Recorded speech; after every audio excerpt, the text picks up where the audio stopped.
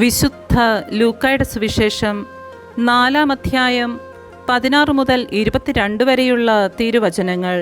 പ്രവാചകൻ സ്വദേശത്ത് അവഗണിക്കപ്പെടുന്നു. യേശു താൻ വളർന്ന സ്ഥലമായ നസ്രത്തിൽ വന്നു.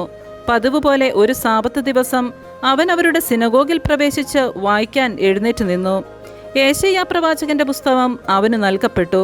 പുസ്തകം തുറന്നപ്പോൾ ഇപ്രകാരം എഴുതിയിരിക്കുന്നത് അവൻ കണ്ടു: കർത്താവിൻ്റെ ആത്മാവ് എൻ്റെ മേലുണ്ട്. ദരിദ്രരെ സുവിശേഷം അറിയിക്കുവാൻ അവിടുന്ന് എന്നെ അഭിഷേകം ചെയ്തിരിക്കുന്നു.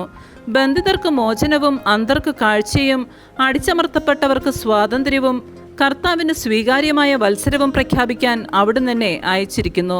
പുസ്തകമടച്ച് ശുശ്രൂഷകനെ ഏൽപ്പിച്ചതിനു ശേഷം അവൻ ഇരുന്നു. സിനഗോഗിലുണ്ടായിരുന്ന എല്ലാവരും അവനെ ഉറ്റുനോക്കിക്കൊണ്ടിരുന്നു. അവൻ അവരോട് പറയുവാൻ തുടങ്ങി: നിങ്ങൾ കേട്ടിരിക്കെ തന്നെ ഇന്ന് ഈ തിരുവെഴുത്ത് നിറവേറിയിരിക്കുന്നു.